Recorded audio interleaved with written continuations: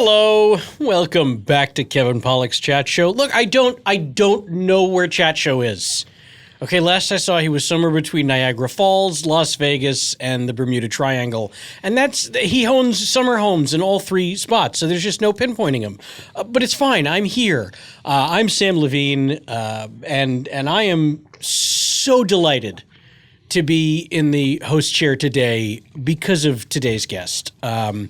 He is an old friend of mine, and he and I have so much wonderful history, and I am woefully underprepared to ask him about his career. So I will, without further ado, ladies and gentlemen, the man, the myth, the legend, Steve Agee. Hey, Sam. Hey, buddy. I'll volunteer up anything you may gloss over or not know. Thank you. Thank you so much for doing the heavy lifting. But I feel like we have enough to talk about that it shouldn't be an I don't issue. think you and I are going to have a problem. Hey, let's just start with something that some people in the country will be able to appreciate. Others are going to be like, sucks for you guys. It is so warm today. It is. It is 114 degrees in the valley of. Is that true? Of Los Angeles, where I live. Yeah. I didn't even look at the temperature today. Yeah. It's 114 in the valley. Yeah. You live in the valley. I do. And, my God. And you and I are now recording at the beautiful Earwolf Studios in Hollywood, where I think it's only like 104, 105, something like that. Simi Valley, it's 112. Okay. That's 106, Sam. 106 right now where we are. Yeah, and that's always, by the way, this is such an LA inside baseball thing, but whenever people complain when I tell them I live in the valley, like, oh, it's too hot. It's too hot in the valley. It's not that much I'm like, different. so when it's 112 there, it's 106 here. Good for you. Yeah. You really made a good choice there. I feel the same way like when those rare days in LA in the winter when it will drop into the 40s at night or something. Yeah. And I'll tweet about how freezing I am in my apartment, and someone from Valley Forge will write, that's not cold. I'm like, bitch, you wouldn't be wearing shorts and flip-flops if you were here right now. It is cold.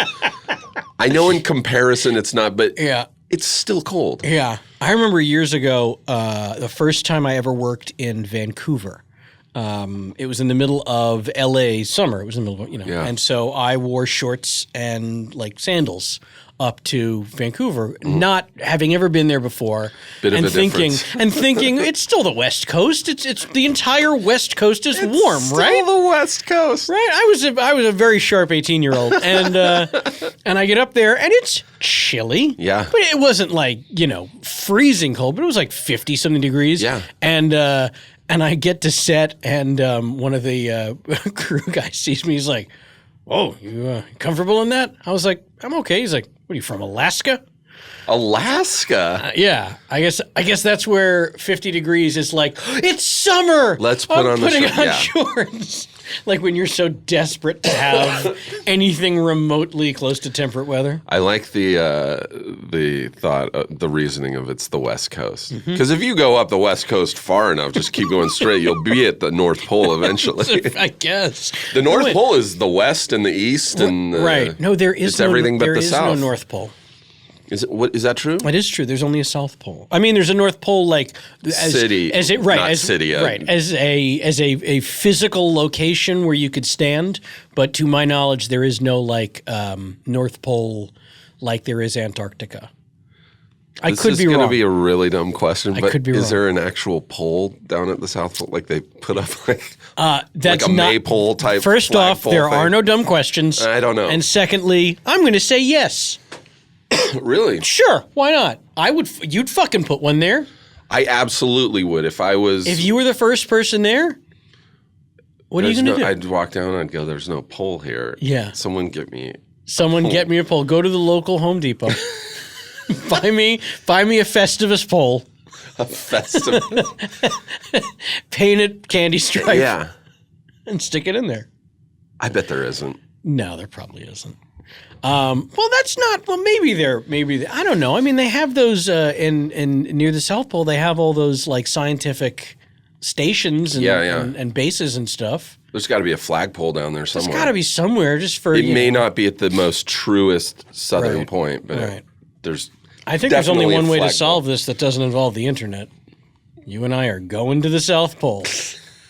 And I'm bringing one just in case. Would you ever go down to the South Pole? I would. I've seen a video of people who've taken expeditions down there. Yeah. I mean, it's cool because there are people who, like, for them, the big thing is they want to be on every continent. And so that's the hardest one for obvious reasons. Yeah, you have very small windows of being able to actually travel. Yeah, and there's no, like, commercial way to get there. You've got to go through, like, military or scientific. I knew a guy who was a journalist, and he went down there, and he spent like a month on an icebreaker, a ship that just went around ramming ice shelves to make room for other ships. Wow. That sounds fun for like the first day. Yeah. And then I don't like I get seasick. So I don't think I could handle that. Yeah, I get nervous if I have to take a ferry from like across a bay somewhere. I get a little seasick too sometimes, but I find if I can see, if I like go up to the deck and I like watch the water, if I can like look head on where we're going, it lessens it. I've heard there's also if you drink just a shitload of water before you go out, it helps keep you from getting so like seasick. the water inside you matches the water outside the boat? Yeah, like an equilibrium. Yeah, a little type equilibrium thing. fix. That's good. Okay. All right. That's how I see it. We're scientists. We did it. We figured out the North-South poles and how to solve seasickness. What else should we solve? Well, here's what Cancer? I wanted to... Solve cancer. Let's solve it. Solve it. Oh, I've got it. Don't get it. Don't get it. There you go. Problem Next. solved. Here is a real question for you.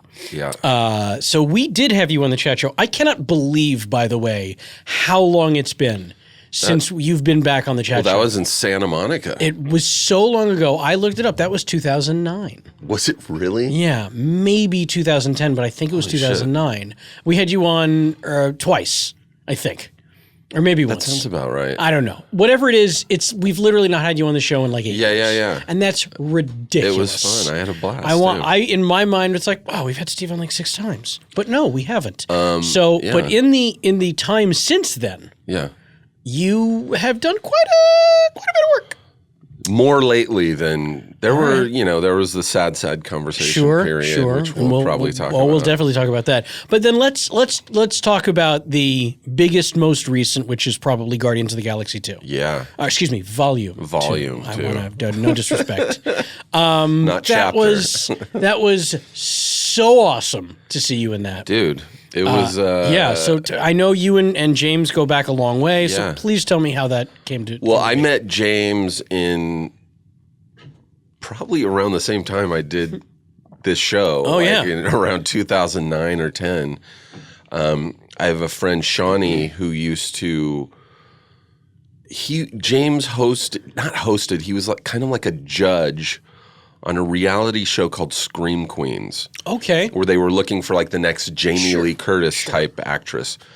And they had 3 hosts / judges. James was one because he was a director. Shawnee Smith was one because she's been in like a bunch of the Saw movies. She was in The Blob in the 80s. And she was in Summer School. There you go. Yep. She and so they hosted this show, and I've known Shawnee for forever. And James and his brother Sean used to host a thing called Sunset Sundays at his brother's house, where it was just wine and cheese and their friends hanging out. Okay. And so she was like, hey, you want to go to this thing with me? I go, am I going to know anyone there? She's like, probably not. And I was like, okay, I'll go.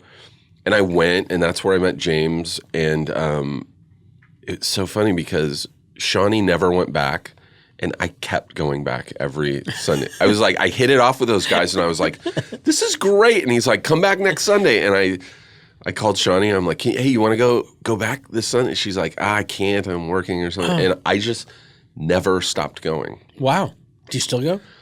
When they do it, yeah. But James has, become a little bit busy. He's just a little busy. He's fine. He can make the time. And he's one of those dudes, there's certain people that like working with the same people, or more so working with their friends. Like Adam Sandler always works with Swartzen and Alan Covert and Schneider and all those guys.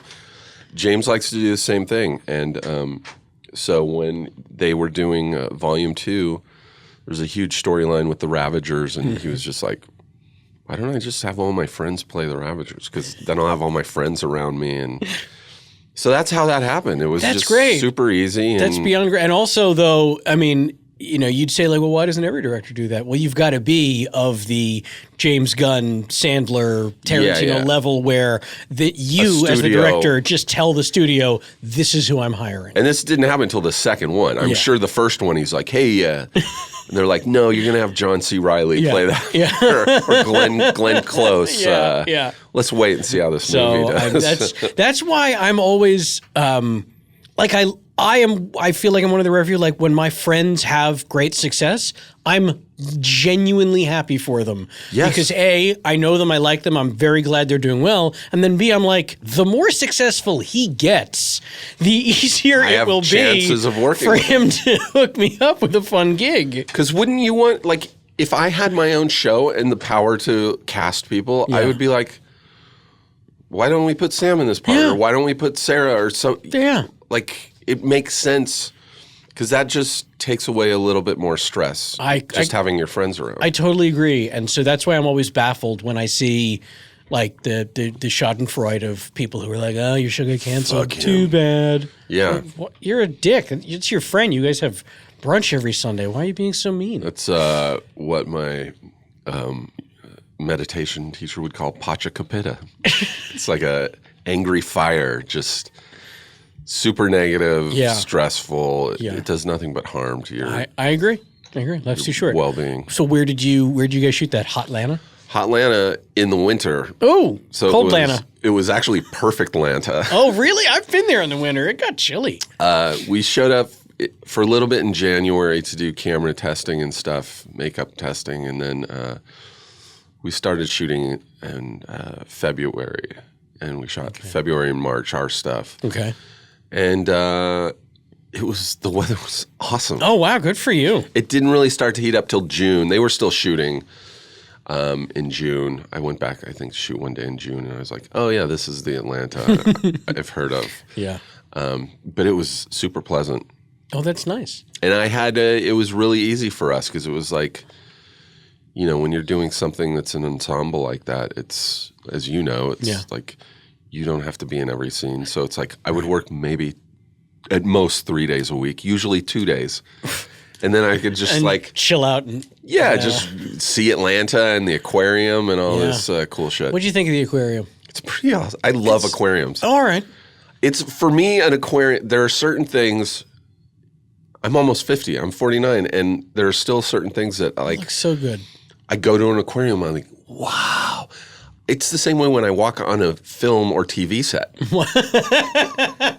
I will walk into a set and be like, wow. This is so endearing. Especially if it's a TV show that I know and have watched. Like I once was at LA Center Studios when they were still doing Mad Men, and I walked into the set where it was like his apartment, and I was just like, oh.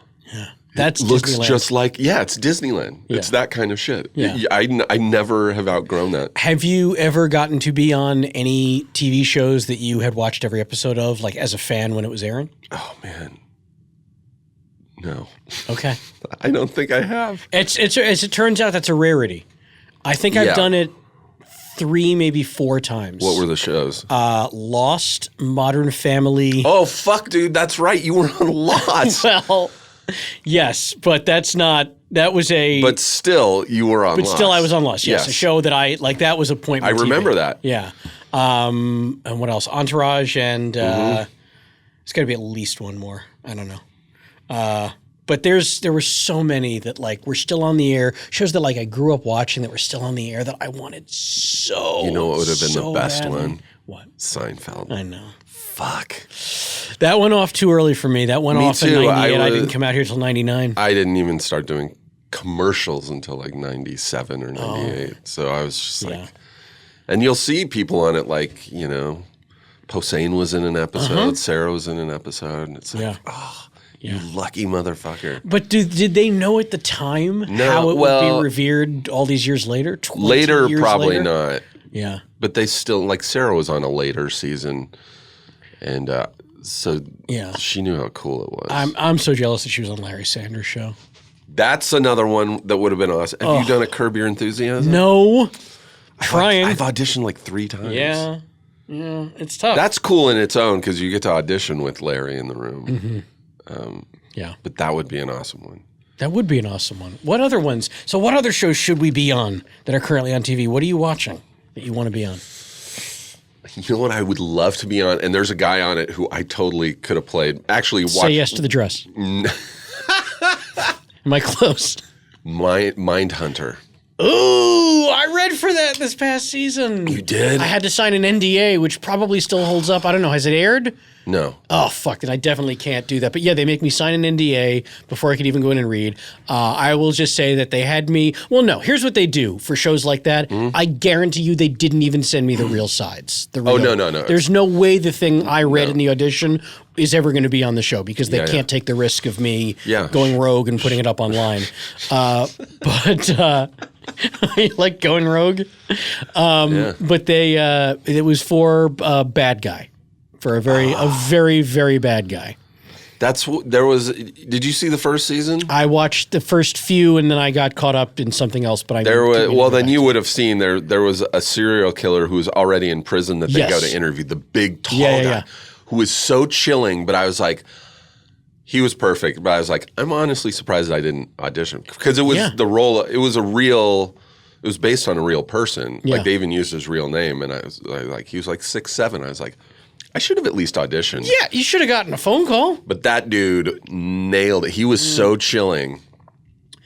He also, that actual real life person, the criminal, did a lot of audiobooks from prison. He voiced audiobooks from prison. I'm surprised that a company was willing to do that with him. I think it was at the time a very common thing. Wow. Like I don't think celebrities or authors were reading their own books. Wow. I think a lot of prisoners, because they had the time. Clearly.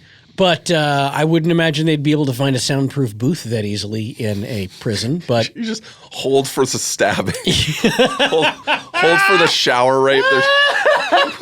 We're getting some bleed in from some guy getting raped in the shower. Hey, could you guys stop closing that car door in the parking lot? We're recording here. Stop clanging your tin cup along the jail bar. Could you hold off on the shivings for just... Guys, give us 8 minutes. Come on. You'll still hate each other after lunch. Jesus. Have you ever done an audiobook? No, have you? I did not like long novels or nonfiction, but when I was a teenager, I did a series of learning English books. Oh wow! So it was Spanish to English, and so this was all in New York. And I remember I would go in, and at first they were like, "You're not gonna have to do any Spanish, just perfect pronunciation of English words." I was like, "Great," and so I show up, and they were like, "How's your Spanish?" Some Spanish. They wrote everything phonetically for me because that's cool. I was 14 years old. I had absolutely no basis for Spanish yet. I was taking French in school, you see. Oh. Not Spanish, not Espanol. Not one that would actually end up paying off. Well, look, I wanted to speak French because in my mind I was like, I'm going to go to Paris before I go to Barcelona. When I was in college, I took a German class. That's fine, I guess. I don't know why. And did any of it stick with you? Well, part of me, there was a school I wanted to go to just to take a year off in Germany. I was like, I'll take a German class. And I thought it would just be kind of fun and funny to just know German. Just basic German. Well, yeah. And it was a really difficult language to learn. The thing about the German language, and I mean, I spent several months in Germany listening to quite a lot of it. Yeah. It is a language where there are no ambiguous words. No. Everything in the German language is about, pun intended, spelling out exactly what they intend to say with the word. Yeah. So that's very helpful, but too many syllables. Spanish is a fairly easy one to learn because a lot of the words are similar sounding, to American words. Well, I did when I eventually took Spanish classes, and when I even actually before German, I took like 2 semesters of Spanish, and I did really well. But I just never.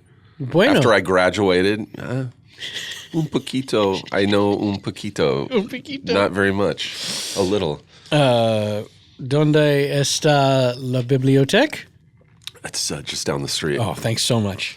Yeah, I never took Spanish, but I did have to say a few Spanish words and phrases that were all written out phonetically, and then their English counterparts. Yeah. And this was several sessions. Like we did, it was a whole textbook. I think it was a series of textbooks. But that's the closest I've ever come to doing a. That must have been tedious. Do you know, if I had to do it now, I would think of it as tedious. But I was 14. Oh yeah, I was like, cool. I'm getting paid. To speak into this microphone. Ridiculous. I've talked to people, and I've heard some people really like doing it, like who read audio for their own books, and other people who are just like, that took way too long, and like they were nervous in their own head of just like getting tongue tied.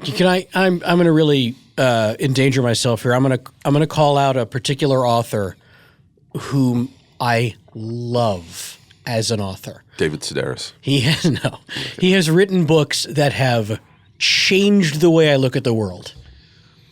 But he has they say someone has a face for radio? He has a voice for being an author. Oh, yeah. It's Malcolm Gladwell. Really? I don't think I've ever heard him talk. I imagine in conversation, I wouldn't even hear it. But just hearing him, because he has a podcast. I don't know if they have new episodes, Revisionist History, and I'll listen to it, and it's a very interesting podcast. But he has a weird cadence to his voice, and maybe it's an ear to ear thing. Maybe it affects my ears differently than it does others. Yeah. But it just gets me, and I'm like, oh, I want to enjoy this so bad, but I can't.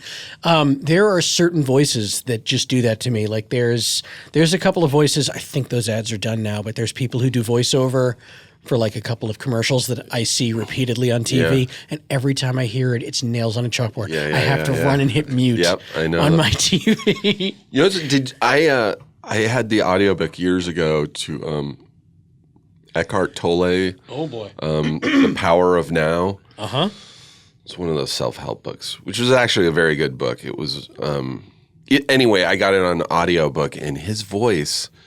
He's like Dutch or something. Oh, boy. So it's very... I woke up one day and... At first, it's really troubling. You're like, oh, my God, what have I gotten myself into?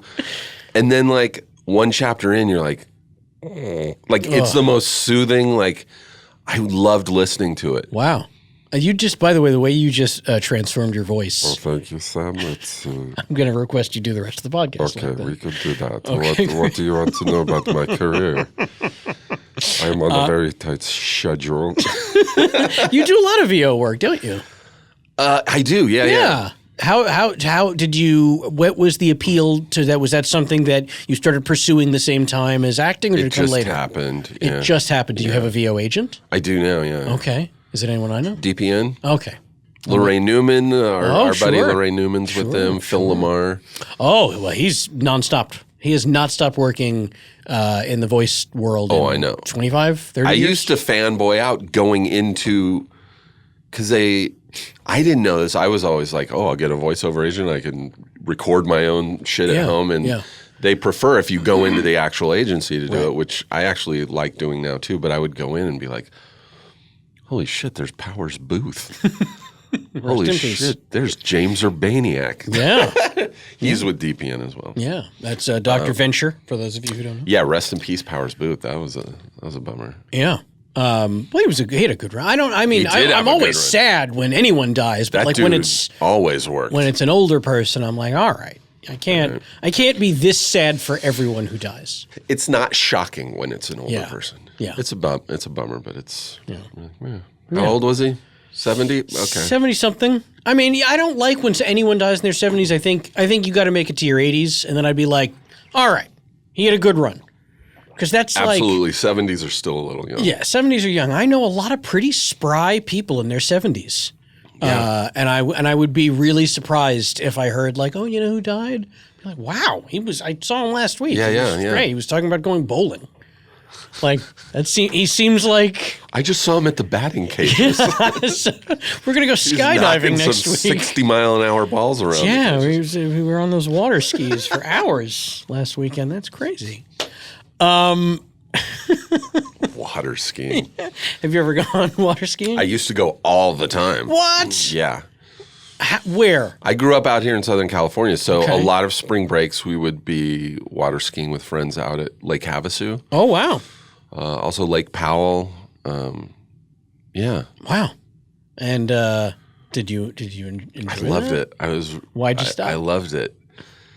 Once you get to a certain age, your friends no longer have access to their parents' boats. And it's a really fucking expensive hobby. It's super expensive. A boat is goddamn expensive. I almost feel like it's one of those things where you're not going to find anyone over like 26 who does water skiing because if they can afford it, they're like, I'm not fucking doing that. It's really dangeous. Yeah, have a lot at stake all here. my friends growing up, their parents were like dentists or doctors, so Yeah. they all had ski boats. And we'd go out skiing all the time. And Yeah. now we're all just struggling actors and shit. And it's like, if I get a chunk of money, I'm just going to, Yeah. buy ramen.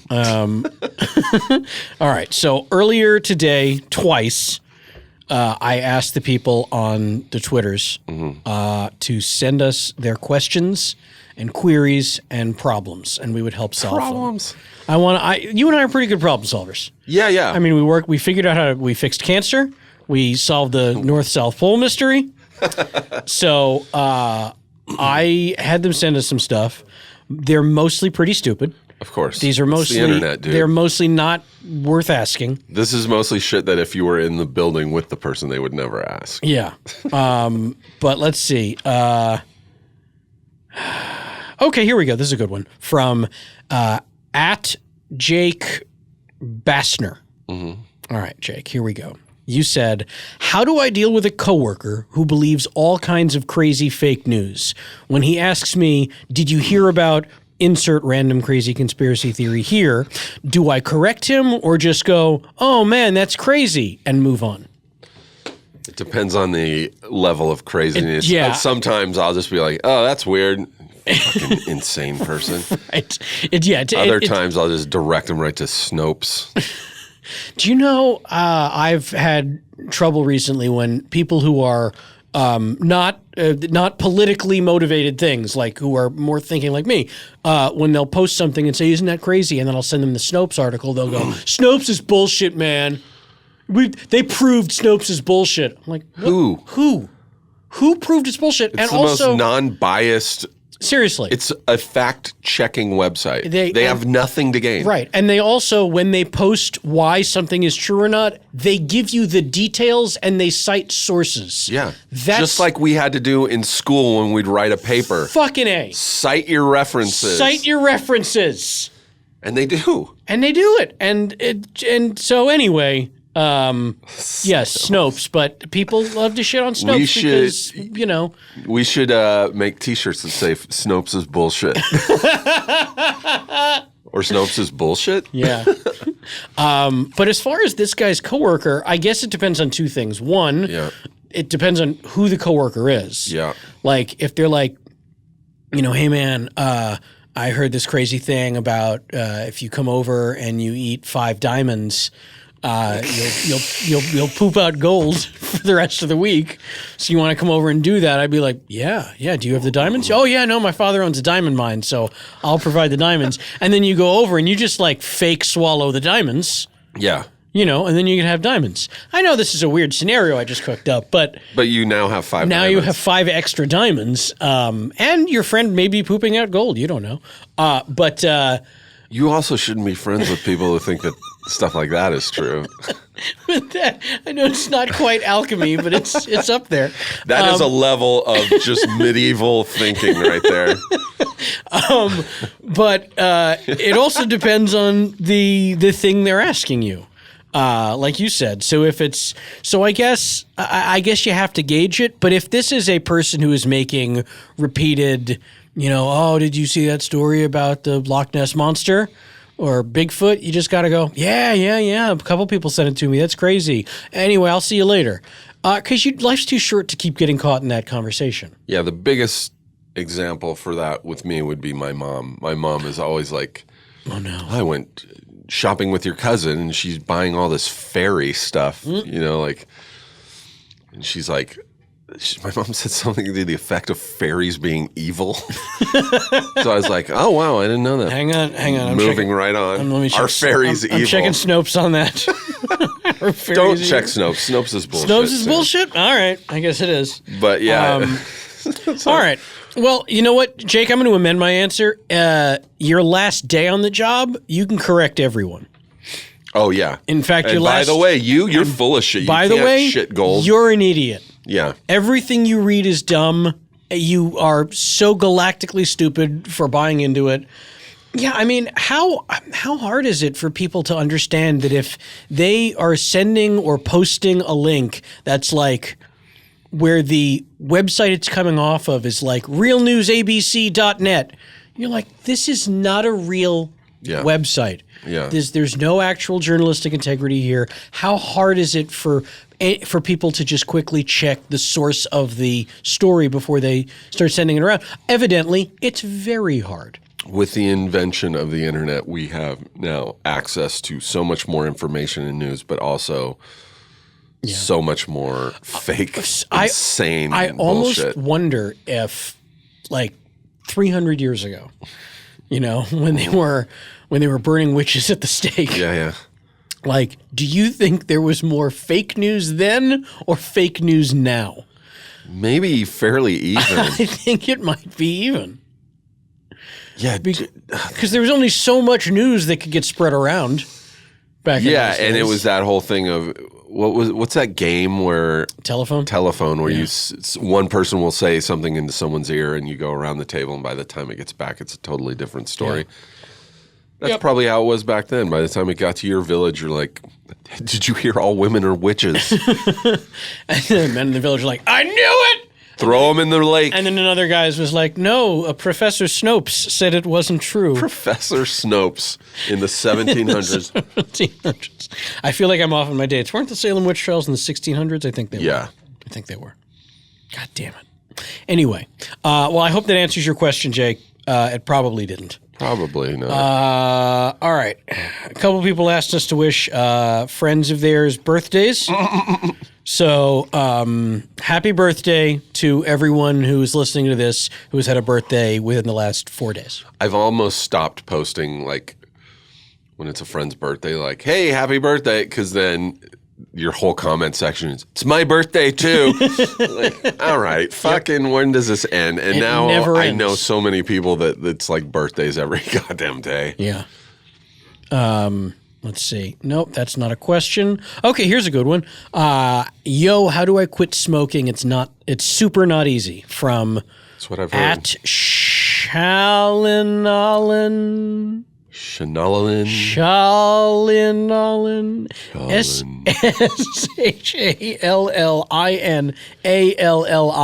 all lowercase, so I don't know how to differentiate words.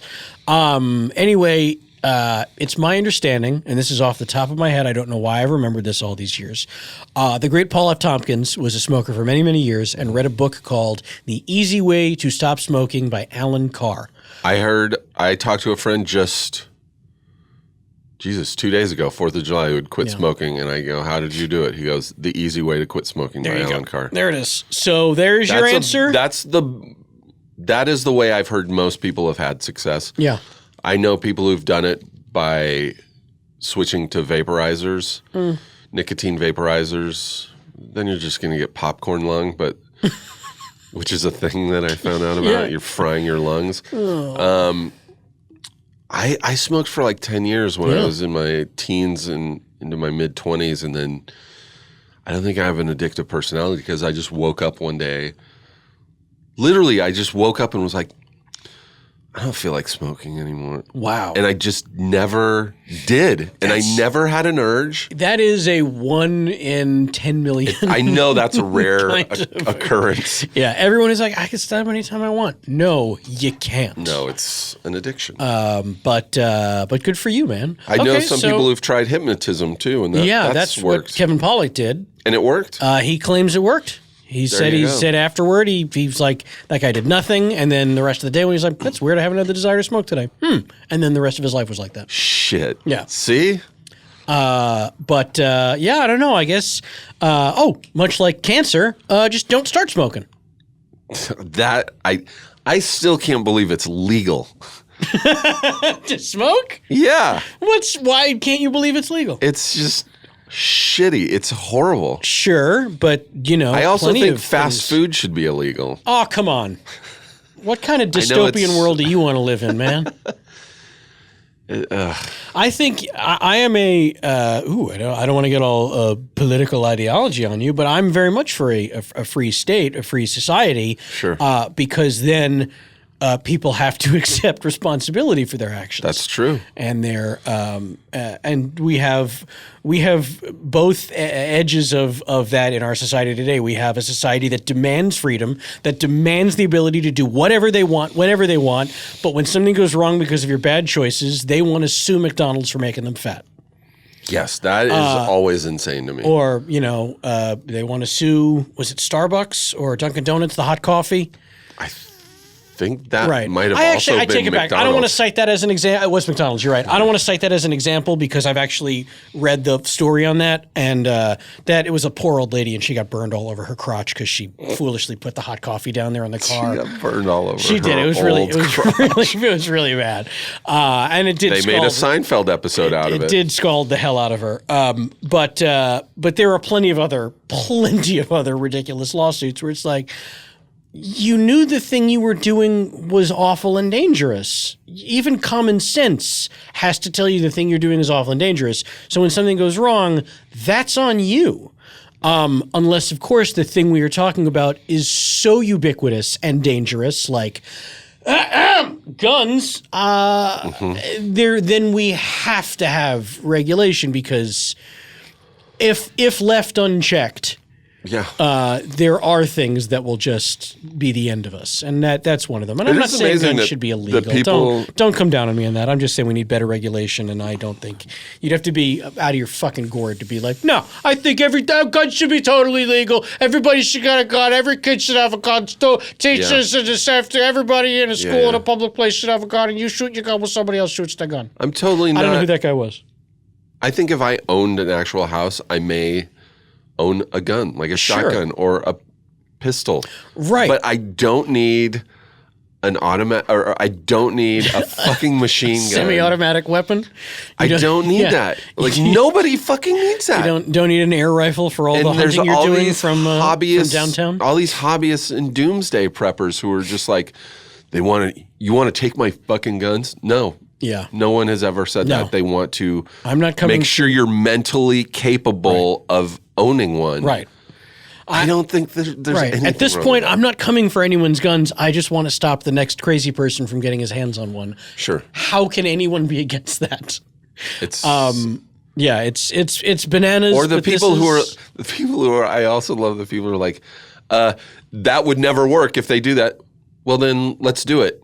And if it doesn't work, then everyone's still happy and in the same place. Yeah, I agree. You and I could talk about this much longer, but I don't want to upset any of our listeners who may be very strong Second Amendment people. And look, that's their belief. You know what? Like Paul F. Tompkins. Like Paul F. Tompkins. That guy will not. A machine gun nut. He will not, from his cold, dead podcasting hand, he said. Jesus. Yeah. He hides guns in his mustache. Okay, this is a great question. Awesome. From Law Monster 13. Law Monster. So they're a lawyer, I guess. Or they've just been sued. Yeah. They're litigious. Yeah. Okay. Which 80s movie montage scene would each of you be? And he gives I don't know if this these is are so good. I think these are This maybe is- here's a bunch of suggestions, but I feel like we could add our own. Here we go. Rad, BMX. Vision Quest, wrestling. Rocky 4, boxing training. Better Off Dead, skiing. Iron Eagle, flying fighter jets. Footloose, dancing. Or Explorers, making spaceships out of tilt-a-whirls. This is Of those, yeah. Better Off Dead. Okay, I'm a bigger fan of the 80s teen comedies. got it. You know, the John Hughes type movies. Yeah. First thing that came to mind before you even mentioned any of these was Real Genius. Oh yeah. There are like 3 or 4 montages in that movie. That was a huge crutch in 80s movies, was just, let's go to a montage, see him learning how to make a laser. You gotta have a montage. So that's the ultimate right there. Yeah. Or Real Genius, one of the many ones from Real Genius, or it's the one where they're cleaning the house in Revenge of the Nerds. Oh, what's the song? Yeah. Oh, fuck. 1 foot in front of the other. Is it? Fuck, I don't know. There's a scene where they finally get a house and they're fixing they're up the house. painting Yeah, it the and- Lambda house. That's a good one. That's a good one. I would actually go. This is gonna sound crazy. I'm gonna go Rocky 3. Because that's the Mr. T? That's Mr. T, and that's him and Apollo running on the beach. Oh, And then jumping in the water. slow motion, hugging and with jump. just those greasy, oiled up muscles of him and Carl Weathers. Can I just tell you, at least once a month, I see someone on Instagram post a GIF of that, or GIF, if you will, of Rocky and Apollo running on the beach. At least once a month, somebody posts that. It has aged so wonderfully, and by that I mean Poorly. so horribly. Yeah. Yeah. So that's a spectacular question. That's a great given, question. but that was my second. So given your options, I guess I'd go Rocky 4, boxing training, because when I do work out, even though I am putting in what would likely be considered 7% of the effort, like a very physically fit, person who cares about fitness does, but my 7% feels like 110%. Sure. So I feel like I'm Rocky climbing snowy mountains with a log on my shoulders, even though I'm like, oh God, 2 more minutes on my elliptical. I can do it. Yeah. Come on, Rocky. Eye of the tiger. Eye of the tiger. That's also him, like, hanging backwards off of the ledge in the barn and doing, like, sit-up crunches. And getting smashed in the stomach in between each Yes, one. yeah. Chopping wood. Yep. That's a good montage. That is a solid montage. All right, so that was a fine question. We gotten okay. I'm happy we've gotten a few halfway decent ones. This is nice. This is fantastic. How would Samm Levine? Oh, I'm sorry. This is from Two-Headed Ba, B-A-H, Two-Headed Ba. How would @Samm Levine have fared if he had gone to the same military school as Steve Agee? Whoa. There's a second part to that. You would have but done fine. I can let's tell you answer that that right first now. part, and then we'll get to the second one. I would have done fine. You would have done fine. Why do you say that? was- What makes you so sure? It was mostly made up of people like us. Short Jews from New Jersey? Yeah. Oh yeah, dude. Weird. One of my best friends in military school was a guy named Josh Wang, What an unfortunate name. who I think now owns like a bunch of bagel restaurants in New York. And if they're not called Wangs, he's blowing it. I don't think it might even be franchises of like what's one of those popular bagel Like chains? Einstein bagels? Yeah. Okay. Something like that. Okay. But yeah, you would have totally fit in, dude. Like no, you would have had no fucking problem. All right. If you were funny in military school, it carried you a long way. Okay. All right. Well, I appreciate that. So there you go. Two-Headed Ba. Steve says I would have been fine. I disagree. I think I would have gotten the crap beat out of me from time to time. You wouldn't have, but you would have hated it. Oh, I fucking that's hated sure. it. Everybody hated it. Well, 90% of the people hated it. The guys who are now in prison, they were comfortable? By the way, there was a kid there because it was middle school, high school, and junior college. And there's like a whole chain of command with the students. I mean, there are teachers and stuff who also have rank or whatever, but there's a whole chain of command. You know, most of us are privates or, you know, stuff like that. But the student who was the head of the school, like I forget what they're called now. But, he was in the junior college, and his father was famous casting director Mike Fenton. Wow. Who cast like Back to the Future. Yeah. A lot of really great shit from the 80s. How about that? So that was your in. You blew it. That's my in. I never got to know that guy. All right, here we go. And Two-Headed Boz says, I didn't realize it was an or. On the flip side, what would Steve Agee's bar mitzvah theme have been? Would there have been magic tricks? There wouldn't have been magic. What would your theme have been? You know, bar mitzvahs and bat mitzvahs, or benai mitzvahs, if you will. What was your theme? Do you know I did not have one? You didn't have a bar mitzvah? No, I did not. No, I had a bar mitzvah, just no theme. No theme. Yeah, I had a themeless bar mitzvah. I feel like mine wouldn't have had a theme either, but yeah. Fuck. If I could go back now and create a theme for one. You can actually have one now. You can have a bar mitzvah at any age. It is a misconception that you can only have it when you're 13. By the way, I have a bunch of friends, and we have recently been talking about once a month getting together for like, you know, some people do game nights. I have some friends who do game nights, but once a month now getting together and doing eulogies and funerals for each other. Oh, that's so dark, Steve. I know. And by the way, all my friends are totally into it. When can I come to the next one? I think you know Dave Dasmalchian. Yeah. I think you met him at the Big Slick. Oh, yeah, I know Dave. He's fantastic. But we were like, what if we just like that once scene a month, in Empire Records. Exactly. Yeah. We do that once a month for a different, you know, one of our friends. Wow. And are the friends there? Yeah. Oh, okay. So you get to experience your own funeral. Wow. I don't know if it'll ever happen, but there was a couple weeks ago, we were all like, I think we should do this. Oh, wow. That's actually really interesting because, like, the things people say at funerals are often things that they would not have been comfortable saying when the person was alive. Dude. And then the thing they say at the funeral is often so beautiful, you're like, the saddest part of this is that the now deceased person will never get to hear just how much they were loved. I agree. Anytime I'm at a funeral, I'm like, this would have been so wonderful for this person to hear all this shit when they were alive. Yeah. All right. Maybe you're onto something, man. Maybe you've got, you know what? That might be a bar mitzvah. That would be my bar mitzvah theme is Steve's funeral. A funeral for my childhood as I move into manhood. That's amazing. We eulogize young preteen Steve. Oh, that's amazing. Oh, I hope you'd have to have the world's most progressive rabbi. Yeah. To be like, that's fine. You have tattoos. We can't do this. That's amazing. I know I was going to say your eulogy thing should be a podcast.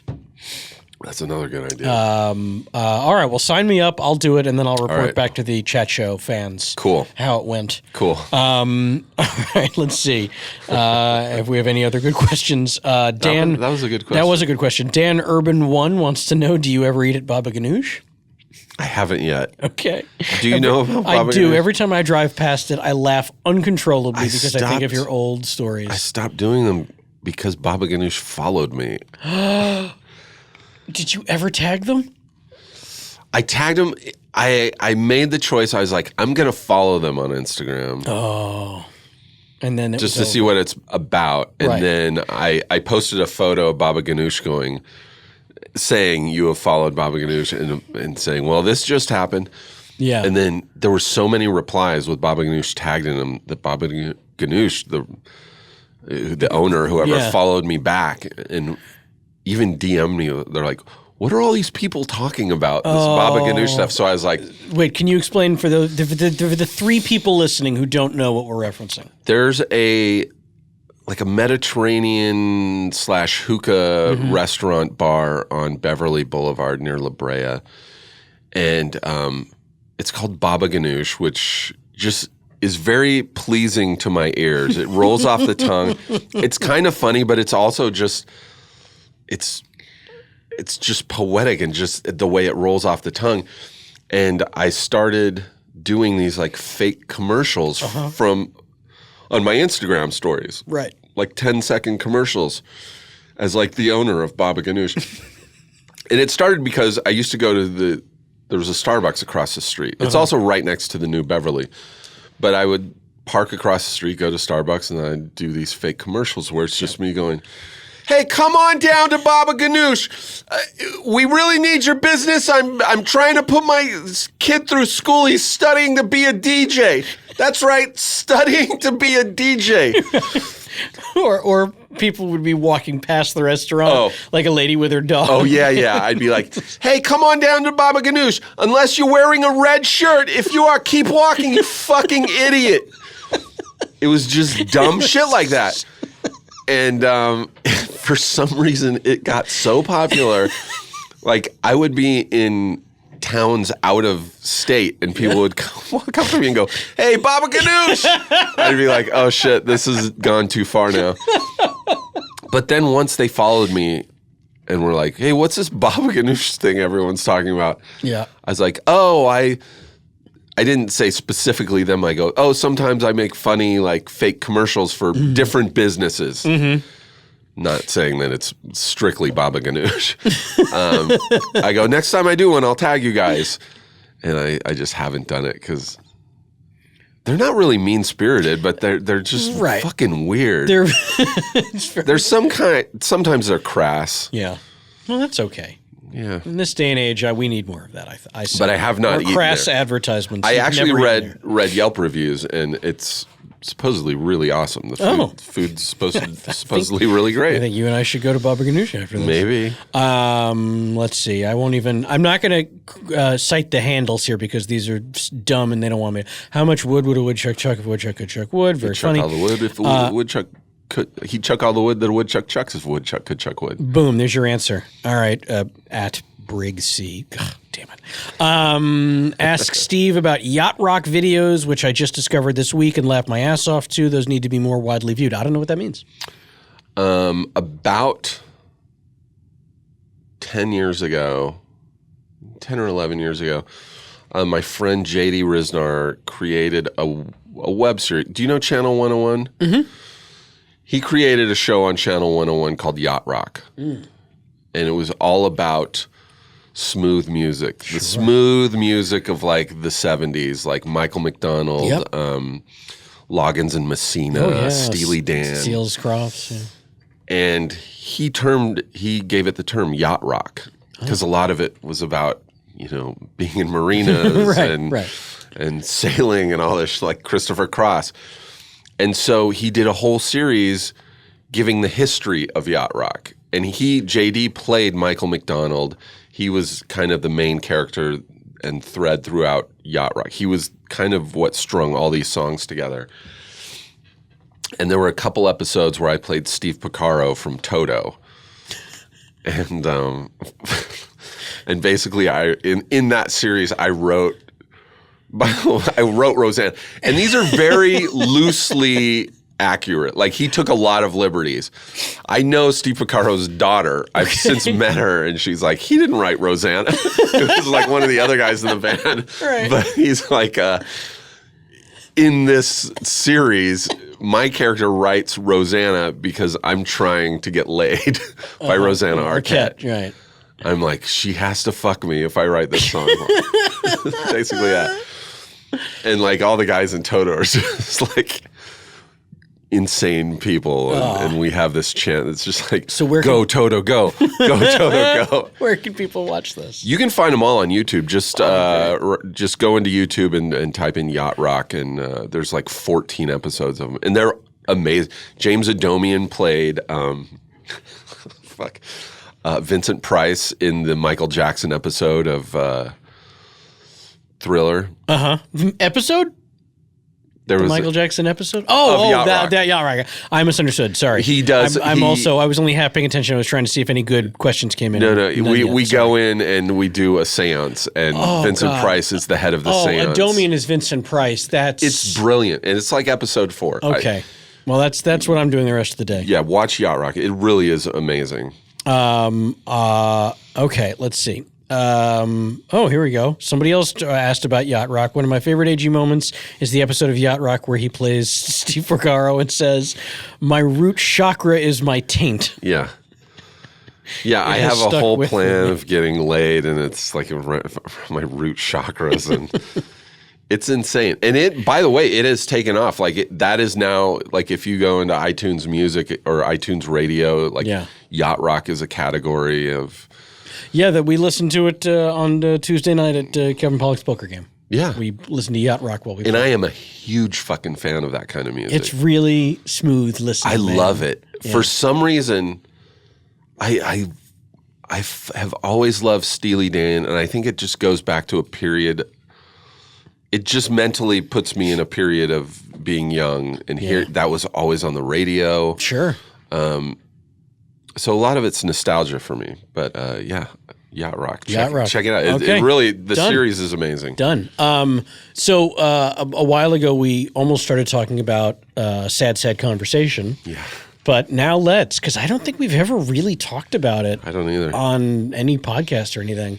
So this takes us back, almost 7 full years now. It was August of 2011. Yeah, that's sounds when right. we kind of peaked on this. Yep. So this, how do we even explain what it was? It started as... It started with Michael Ian Black and Josh Molina. Right, Josh Molina was like a back and forth conversation the two of them started having on was it a YouTube channel that one of them started? No, they were just using their own YouTube channels. Michael would record himself, post it to YouTube, and then tweet the link to Josh. Okay. Saying, hey, I'm in Arizona in a Holiday Inn, things are going really great in my career. And then Josh, Right, pre-scandal, post West Wing. I almost said Westworld. It's all right. Post West Wing was also kind of worried about his career. Right, in between good gigs. As we all do in between gigs. Of course. And then I made a video and got involved in this conversation, and then Lin-Manuel Miranda, who people may know as the most famous musical theater guy in the world right now. Yep. And then you and Morgan Murphy, Martha Plimpton, I think Craig Bierko. Craig Bierko was in it for a minute. Steven Weber was very active. Yeah. We had a couple of 1 to 2 timers who stopped in. Jim Gaffigan. Rob Delaney. Rob Delaney made a video or two. Who else? Jill. Jill, she wrote for The Onion. Yep. What was her last name? I'm blanking right now. Yeah, it stinks. Anyway, so it started as a thing where like once a day, and in some cases several times a day. Sarah Thayer. That's right. Oh, yes. We were making these videos and posting them to a channel called we Sad eventually Conversation. made a YouTube channel. And there are hundreds and hundreds of videos. There's a lot, and they're still there. You can find them. They are still there. And I can't, it's great. We didn't, nobody tagged anybody in them. So you'd have to know to search specifically for Sad Conversation. Like if you typed in Steve Agee, it would not come up. No, it doesn't. None of those at videos all. would come up. No. And I almost think that was sort of our tacit agreement with each other. Yeah. We're not going to tag each other, and this is just for the cool kids who know. Yeah. But then we left them all up there for eternity. Still there. And none of them have ever blown up and become truly viral. No. But I love that there's a few of them there. There's videos of Lin-Manuel Miranda in my home. Yeah. There's one of me and Lin-Manuel walking around in the Bonaventure Hotel. That's right. And Dean Cameron, of course, was also in the Sad. Speaking of summer school. Yep, and he shot quite a lot. And Bierko, he would do his videos and put weird special effects and audio effects in them for us, which was nice. I don't know. There's one of Lin-Manuel in. He's really sick. He has actually dengue fever, and he's in Puerto Rico. Yeah, do you remember that? I do. And he was had a really bad fever. Yeah. This Hotel is room. before Instagram existed, so there's no Insta stories. No. This was our version of Insta stories with no time limit. Like some of those videos were 15 seconds. Some of them were 20 minutes. Some were 20 fucking minutes. And they were, we'd post them on Twitter. Yeah, and that was about it. Yeah. And it was really just us. Did Kevin do some? No. It was us just replying to us in the conversation. Yeah. Like ignoring what fans were commenting. Yeah. I think there were only maybe, let's say, 5 videos out of 500 that we ever had to pull. That we ever, like, someone regretted and had to pull. Yeah. There was one I had to pull. Oh, is that true? Yeah. I think you may or may not remember it. I talked about something that had happened to me when I was a kid, which really was not the worst thing. Yeah. But it was something that triggered a lot of other people. Oh, wow. Not in a bad way, but in a like, oh, well, now I'm going to share my 10,000 times worse version of that same story with you. And I posted my thing, and then I got on Twitter and Facebook or whatever, I got maybe 200 people all writing me terrible stories of things that happened. And I was like, I feel for you, but glad I you can't. shared this. Yes, thank you for sharing. Live your truth. Do what you got to do. I was like, I'm pulling that video because this has really. Yeah. So anyway, if you can pick up what I'm putting down, people. You don't need me to go into. There's a reason it was called the sad conversation. And my God, and it was all about. It would get dark. It got so dark. It was all about like, this is what we've chosen to do with our lives, and when you have good times, it's the most wonderful euphoria. But when you are between gigs and your phone is not ringing and you can't even get an audition for a fucking reality show, like you're like, and you're closing in on 50, and it's like, what am I going to do? Go back to college? No, it's not going to happen. You were just 40 when we No, did but this. I still think this between gigs. I'm like, if things dry up, I can't. I'm not going to go back to school. I'm going to tell you the answer, and this does not apply to other people, so I apologize for those looking for Baba Ganoush. This is not a Baba Ganoush answer. The answer for you is conventions. Oh, I've done a few. Yeah. I used to shit on them. I used to think they were for has-beens and never were's. No. I've done a few of them now. Yeah. Half the cast of Game of Thrones, Walking Dead is there. Yeah. Ernie Hudson is there. Yeah. I'm like, oh, there are working actors who carve out the time to come to these because you walk away with trash bags of money. Dudes from a lot of Guardians guys. Dave Bautista does them. Sure. Nathan Fillion does them. Yeah. He's on Guardians, but he's a prime example. So, and you do great there. Yeah, all you have to do is be in one of those movies or shows. Yeah, it's amazing. There are people who are like guest stars on one episode of Firefly. Yeah. Who can live doing conventions. Yeah, it's amazing. Yeah. So there's your answer. Good point. Yeah. I apologize that doesn't work for everyone. So, but if you are thinking of going into film and television, maybe create a sci-fi show or a horror show. Yeah, go genre. You will be set for life as far as conventions. It's true. I don't do as many as I have in years past. Yeah.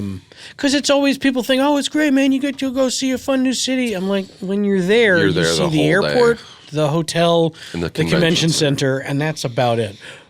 Because, you don't get to leave the table. You don't get to walk around with all the paying customers. No. But I'm not complaining. Omaha was lovely. I did one in Pensacola in February. Pensacon, yes. I did 2 Pensacons. It was actually really fun. Pensacon is awesome. Yeah. Mike Ensley, the guy who runs it, is a very good dude. Oh, yeah, I met him. He's great. I had a lot of fun there. But it's Pensacola.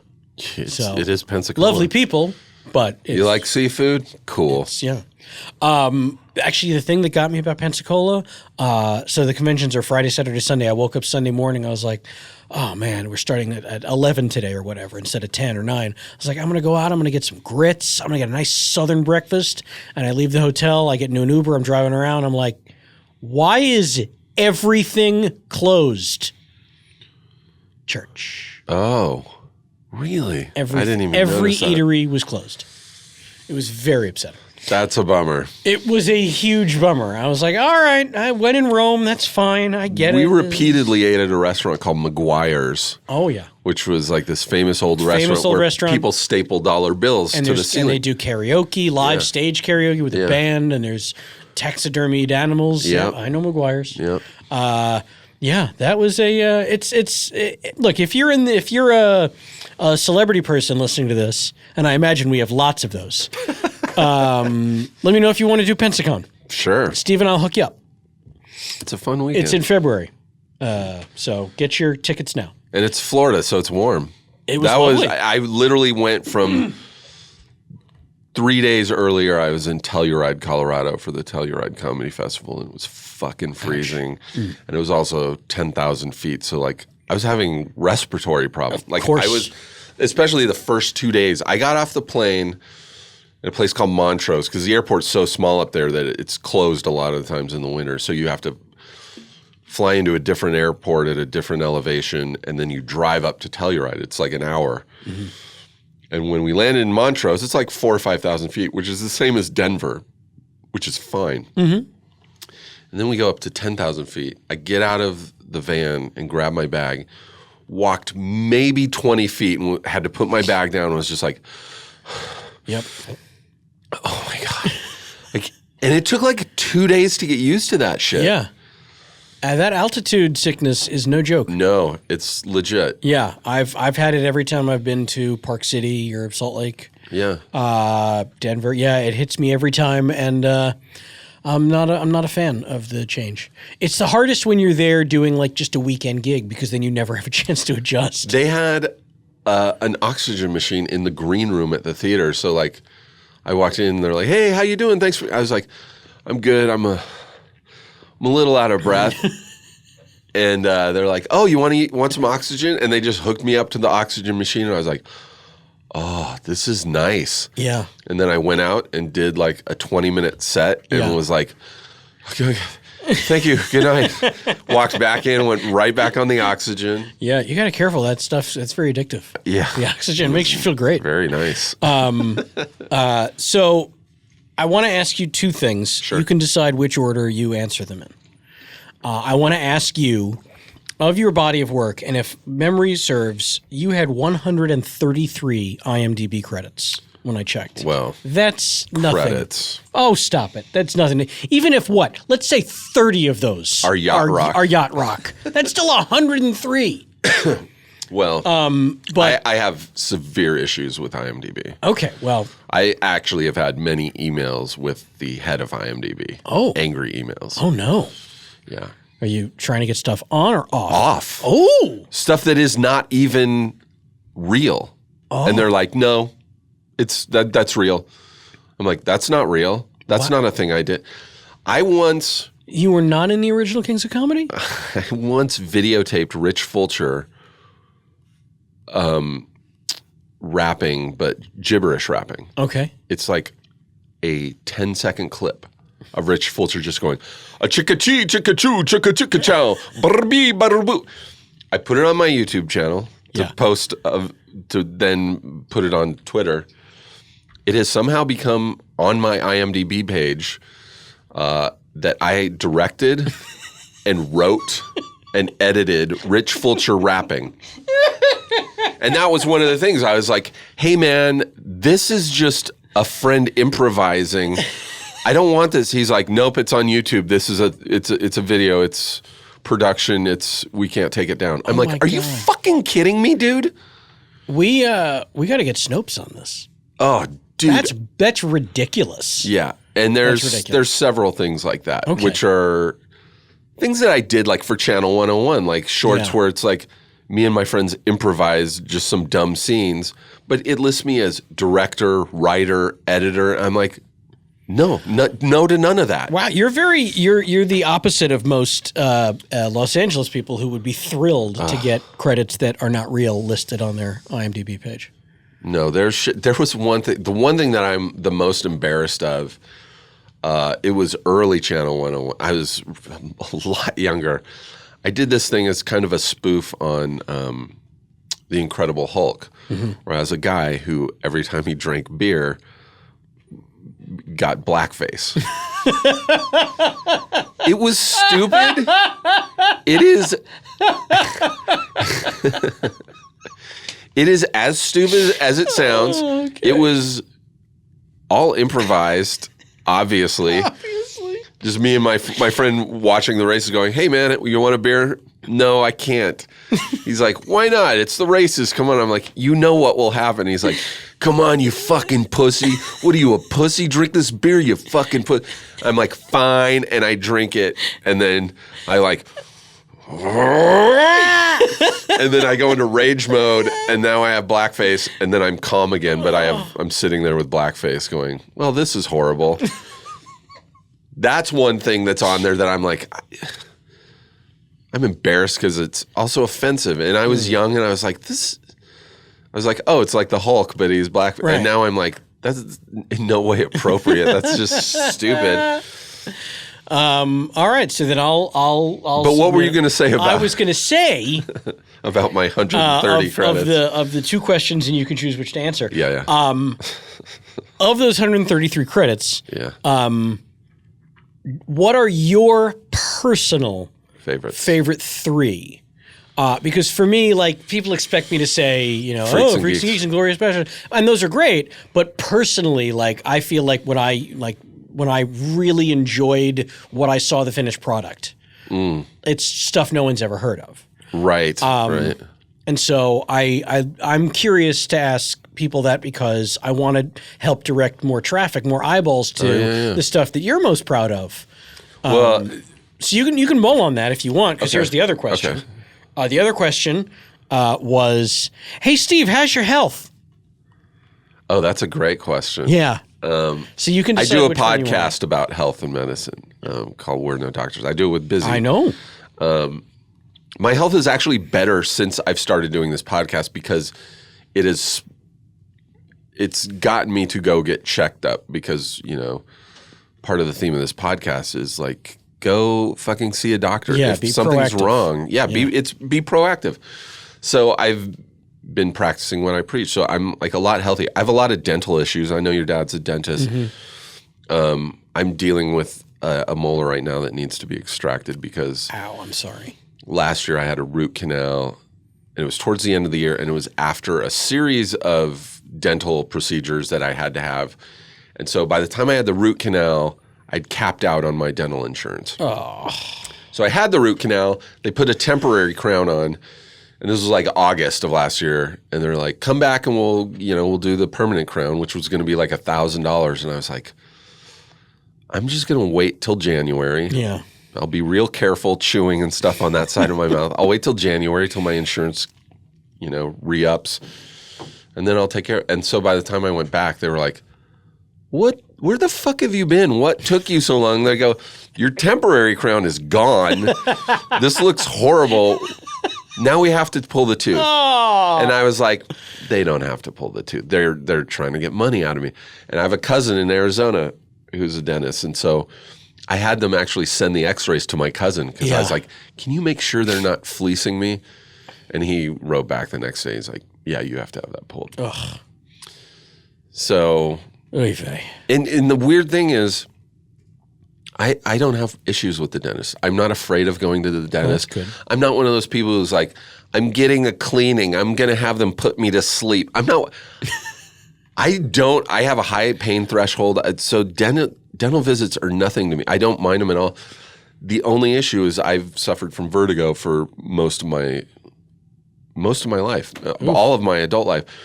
And so the one issue I have is when they put me back in the chair, sometimes they have to lower me a little further back to get at the upper teeth. Right. And that will trigger my vertigo. So I'm always nervous about that. Otherwise, my health is good. IMDb-wise, the Sarah Silverman program. Okay. Still one of the best gigs. It was such a great show. New Girl. I did 15 episodes of New Girl, and the character was really funny. He was a crazy person. Right. Outside Dave. Outside Dave, that was the guy's name. And it was really, I got to improvise some stuff, but the writing was really great. And so it was really, I got to show up and I was the punchline. I would be the guy who walked up at the end of the scene and was the exclamation point. Like I would say something stupid. Yeah. That was really awesome. And then a show I'm doing right now, which hasn't started airing yet, which is probably my favorite show since Sarah Silverman. Wow. Called American Princess, created by Jamie Denbo and Genji Cohen. Oh, wow. About a Renaissance fair. Oh, that's fantastic. And it's a blast. When and where do you think people will be able to see that? I'm thinking either by the end of this year or early next year. Okay. Is it streaming? Does it have a network? Lifetime. Wow. Good for them. Which I didn't know was a thing. It turns out I think Craig Bierko and Constance Zimmer's show Unreal is on Lifetime. Very much. That's one of their flagship shows. So I was like, I go, what is, I go, Lifetime? I thought it was really weird. And then people are like, so many fucking people watch Lifetime. It's ridiculous. It's ridiculous. Yeah. And they're trying to get more scripted shows like Unreal. And it's so goddamn funny. Like I get the scripts and I'm like, these are amazing. I play the boss. I'm like the guy, who's in charge of all these idiots. Like I'm really unhinged and like bummed out about my career choice. I've been doing this since like the 80s and I'm like over it. So I blow up a lot and it's just a fun character. That's great. I can't wait to see it now. It's really fun. All right. Well, those are three good choices. Yeah. What are yours? Mine is an independent movie called Drones that we did back in 2008. And I feel bad even talking about it. I literally don't know how people can even see this movie anymore. I hate that. It was on Showtime for a while. So you could get it on Showtime on demand, but that's gone. Yeah. It was on, I think, Amazon streaming for a minute. That's gone. I think you can maybe buy a DVD of it. Drones. But yeah, it was a little tiny budget movie we made in Louisiana. Shreveport? No, Baton Rouge. Oh, okay. Yeah. I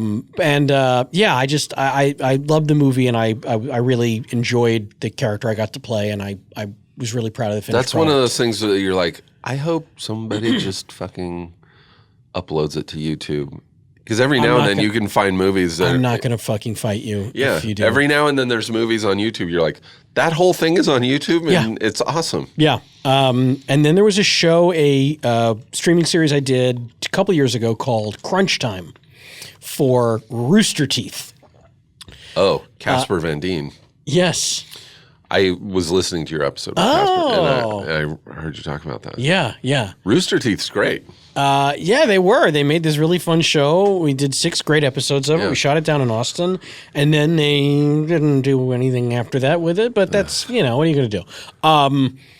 But it's ridiculously good. Cool. And all 6 episodes are available on iTunes. Oh, good. Check that out. You can get the whole season for $10 or that's great. $2 an episode or whatever. Yeah. It's really entertaining. Nice. And then I don't know, the Undeclared. I did 2 episodes of Undeclared. You were a real asshole in Undeclared. I was it was the first time I got to play the bad guy in anything. And I had so much fun doing it. Yeah. That looked fun. I remember that. It really, really was. So yeah, those are... You were like a frat guy. Yeah, I was president of a fraternity. Yeah. My character's name was Books. Which was I believe one of the writers was like, because I asked about that, he was like, that was a real fraternity president's name when I was a kid, because everyone in the fraternity just wanted to fucking drink and party. And then at the end of the day, someone's like, someone has to actually run the fraternity. Like someone has to fill out the forms and pay the fees. And they were like, make Books do it because he's the nerd. So they admitted this guy who would have never been in a fraternity otherwise just to force him to run the business end of it. Amazing. And that's the guy I was playing, I guess. I really liked Undeclared. Yeah. Remember when Will Ferrell was on as like the speed addict who would write people's term papers? Yes. That was a brilliant part. That was amazing. That was so great. Yeah. That's the Apatow influence right there. Mm-hmm. Big time. Yeah. Oh wow. I can't. We've been here chatting now a while, and I'm very proud of us. It flew by, dude. It really did. Yeah. Let me see if any other good questions came in, because I want to make sure I really did Oh, this is a fun one. Okay. How did you and Ellen Page become friends? And hang on. There's also, this person added a statement at the end of this question. Okay. It's a what I enjoy without knowing the how. Oh, yeah. No, that's another James Gunn movie. I had a very small part in a movie he did called Super. I love that with movie. Rainn Wilson and Ellen Rainn Page. Wilson, and Kevin Liv Bacon, Tyler, yeah. Kevin Bacon. I was supposed to have a bigger. This is funny. I was supposed to have a bigger part in that movie, and it was at a period. This is like 2009. I had zero. This was like even pre-Sad Conversation, but it would have been great for Sad Conversation. I was not working a lot. Sarah Silverman's show just ended, and James was like, "Oh, I have this part for you. It shoots in Shreveport. You have to work as a local hire." I'd have to get myself there and put myself up to work for like $100 a day. Yeah. But it was James. I love the guy, and I think everything he does is fucking incredible. So I was like, I'll do it. Yeah. I'll get there somehow. And so about a week or two, about 2 weeks before I was supposed to go to Shreveport, my agent calls me and goes, you've just been offered a part on Two Broke Girls, pays this much. And I was like, holy shit. Yeah.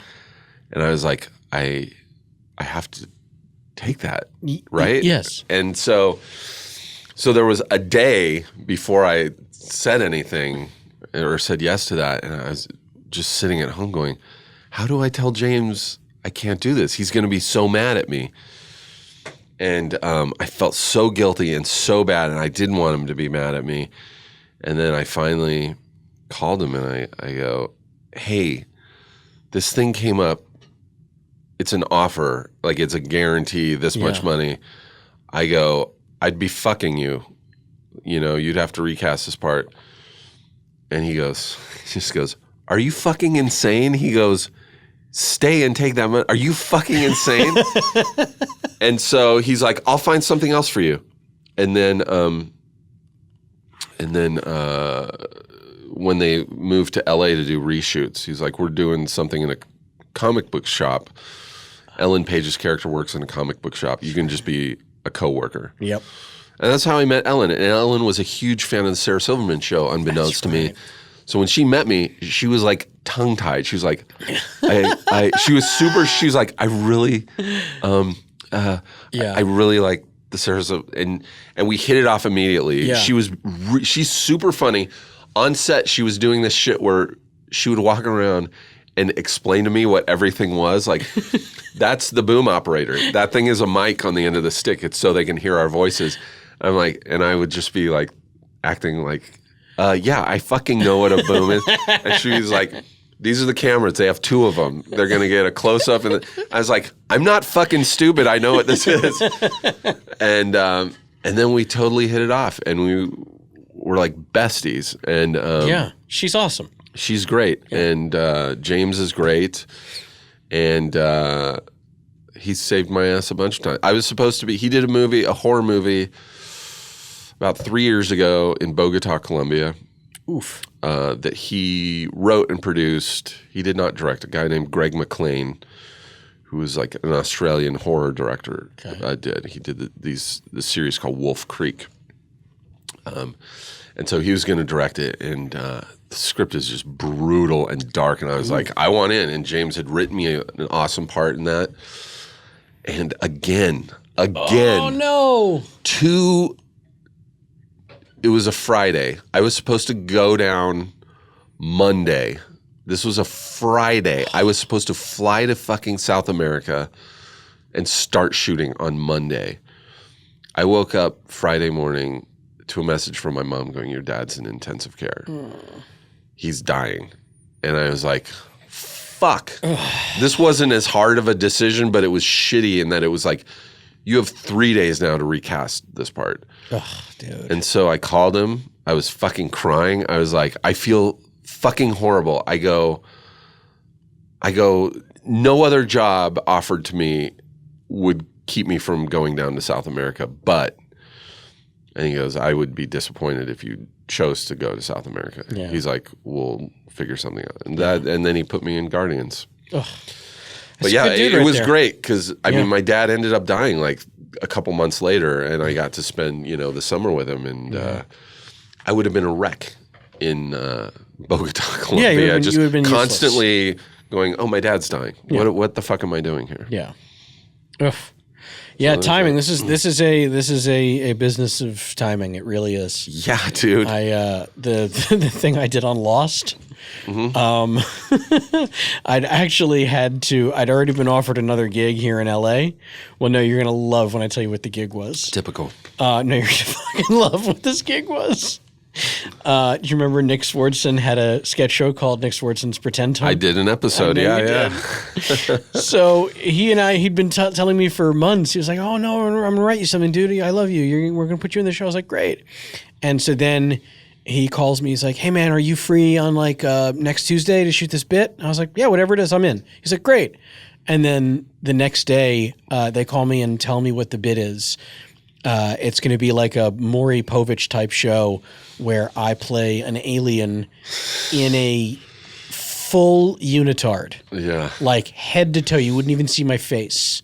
They just needed somebody who was short. And I was like, fine.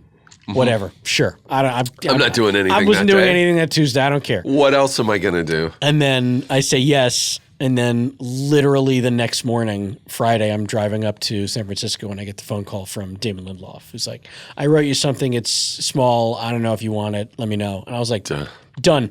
He was like, "Okay, cool. You fly out Monday morning." I was like, well, now I got to call. Fucking find somebody else to wear a unitard. Now I got to call Swartzen and tell him I can't be his tiny unitarded alien.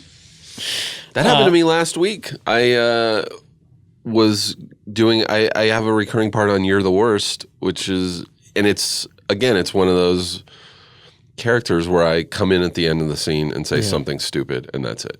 It's a one note thing. Hey man, it's really fun. That's your calling card. That's your Fetterman and out. Yes, exactly. It's a Fetterman. You know what? He's got Fetterman and out. I'm calling that Agee and scene. Yes. There you go. Agee and Blackout.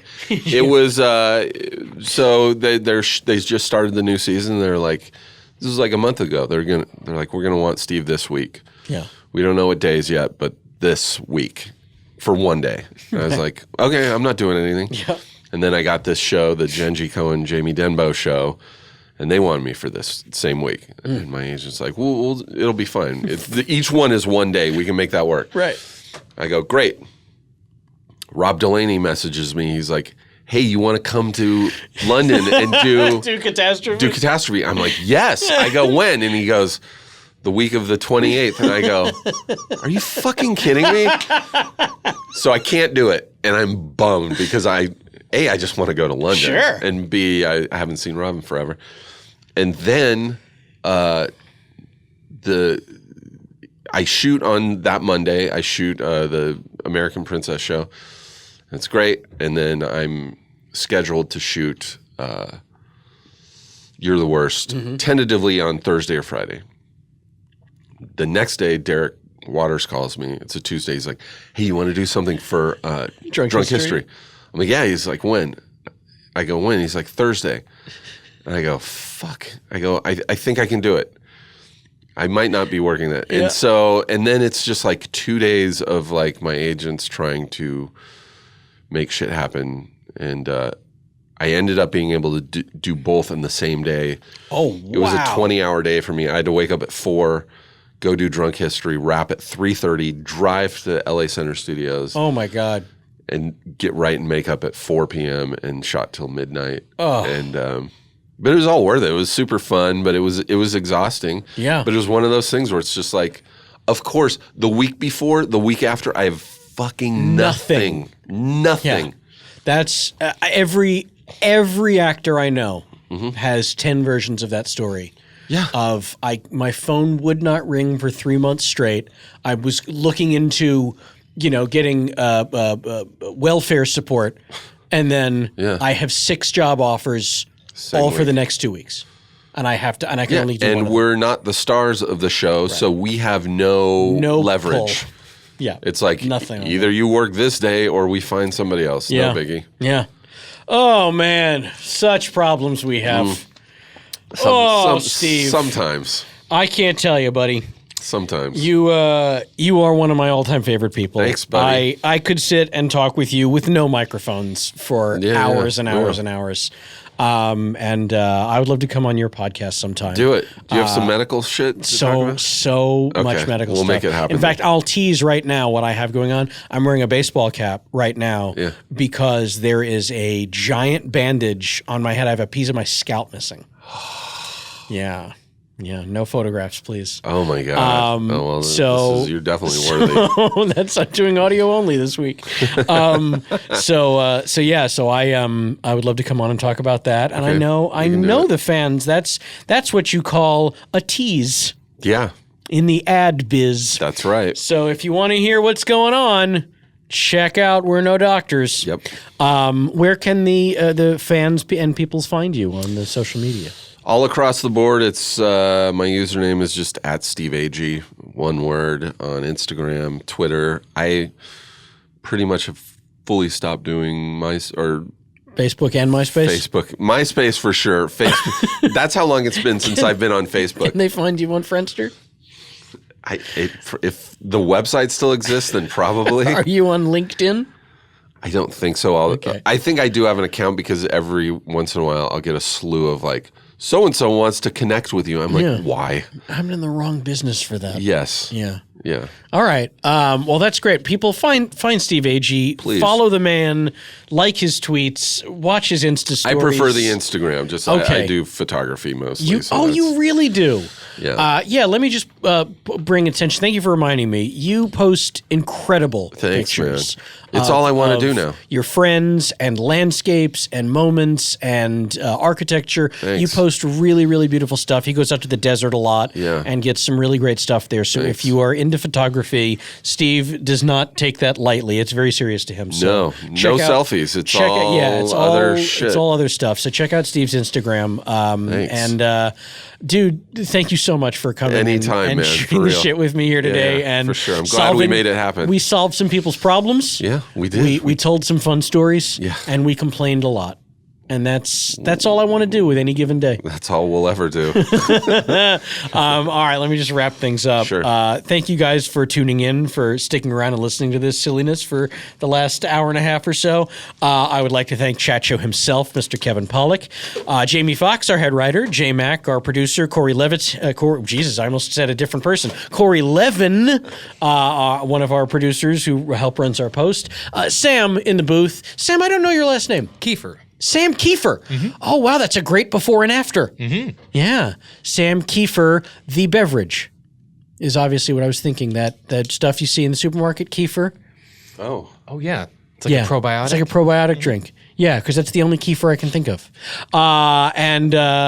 Of course, Earwolf, our home. Thank you to the Dark Overlords running Earwolf. I don't know you all by name, but hail Satan, I guess. All right, so until next time, you may fuck off.